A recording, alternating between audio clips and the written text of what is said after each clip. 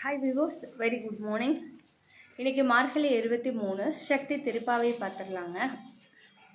பொற்றாளி மங்களவன் போற்றுவன் காசுகளும் புற்றுரையும் பாம்புரையும் தெலுமிச்சம்பழமும் கற்றோர் வியக்க ஒரு பாம்புருவை வெள்ளியிலும் கவின்மைமேல் நிலைநிறுத்தி சித்தாலை மாற்றநிலை பற்றில்லா பங்காறு நல்லுறவில் அன்றாடி பூரத்த நல்விழாவில் புதுமையோடு வந்தனலே பற்றாத தனிமாந்தர் பற்றுதற்கு சித்தாடும் பராசக்தி பொன்னடிகள் பாடையிலோர் எம்பாவாய்.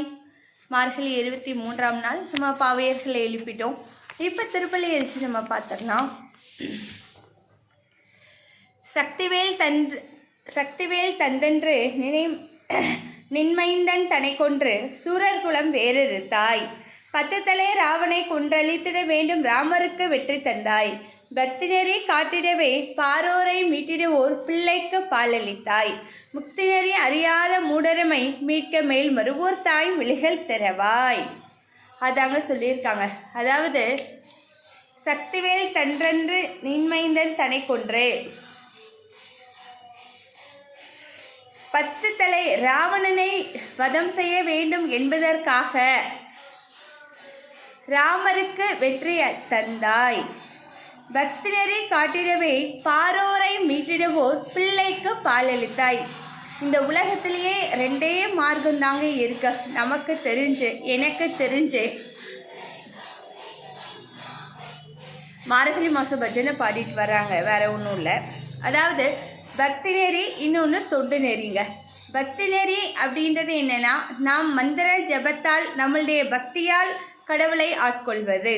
தொண்டு நெறி அப்படின்றது நாம் சில பல விஷயங்களை செய்து பக்தர்களுக்கு தொண்டர்களுக்கு நம்மால் இயந்த உதவிகளை செய்து நாம் அவர்களை திருப்திப்படுத்தும் பொழுது அவர்களின் திருப்தியால் கடவுள் திருப்தி கொண்டு நம்மளை காத்தருள்வார். அது தாங்க தொண்டு நெறி. பக்தி நெறின்ற 2 நெறி தான் அந்த காலத்திலேருந்து இந்த காலம் வரைக்கும் இருக்குது.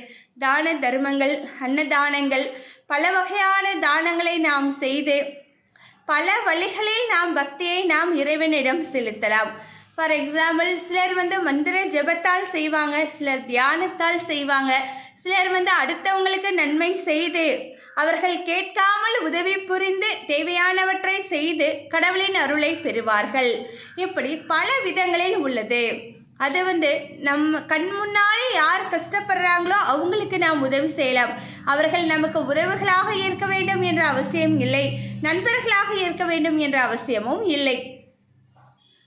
தூய மனதுடன் இந்த கை செய்யும் தானத்தை இந்த கை அறியாமல், வலது கை செய்யும் தானத்தை இடது கை அறியாமல், யார் ஒருவர் தான தர்மங்களை செய்து உதவி கேட்பதற்கு முன் அவர்கள் கஷ்டப்படும் நிலைமையை பார்த்து அவர்களுக்காக மனம் இறங்கி நாம் செய்கிறோமோ, நம்மளால் முடிந்த அளவு நாம் என்ன செய்யலாம் அப்படின்னு பார்த்தீங்கன்னா உதவி செய்யலாம்.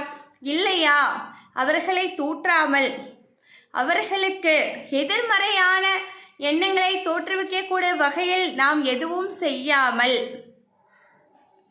ஒதுங்கி இருக்கிறது நல்லதுங்க. ஓடிப்போய் உதவிதான் செய்யணுன்றது கிடையாது.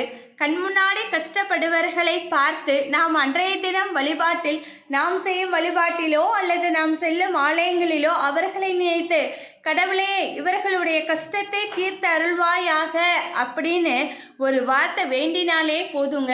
கடவுள் கண்டிப்பாக அவர் கஷ்டத்தையும் நீக்கி அதற்காக வேண்டிக் கொண்ட நம் கஷ்டத்தையும் நீக்குவார் என்பது ஊரறிய இந்த உலகத்தில் அறிய உண்மையான நிகழ்வு பல இடங்களில் நடந்துள்ளது. ஸோ இந்த மார்கழியில் இந்த பாவை விரதத்தை ஏற்கக்கூடிய நாம் அனைவரும் நமக்காக நாம் வழிபடுவதை காட்டிலும் பிறருக்காக, பிறர் கஷ்டத்திற்காக நாம் வழிபட்டு அவர்களுடைய இன்னல்களை தீர்த்து அருள வேண்டும். குருவருளும் திருவருளும் இந்த உலகத்தில் கஷ்டப்படும் அனைவர்களுக்கும் கிடைக்க வேண்டும் என்பதை இந்த பாவை விரதத்தில் நாம் சேர்த்து வழிபட வேண்டும் என்பதை கூறிக்கொள்கிறேன். இத்துடன் உங்களுடைய பிரைம் எக்ஸலன்ஸின் உங்களுடன் இணைந்திருப்பது. வாருங்கள், அடுத்த மார்கழி 24ஆம் நாள் சந்திக்கலாம். இன்னும் 7 நாள் தாங்க இருக்கு. கைமேல் பலனை நாம் காத்து கொண்டு இருக்கும் அனைத்து நேயர்களுக்கும் என்னுடைய வணங்குதலும் என்னுடைய வாழ்த்துக்களும். நன்றி viewers. Bye. Have a nice day.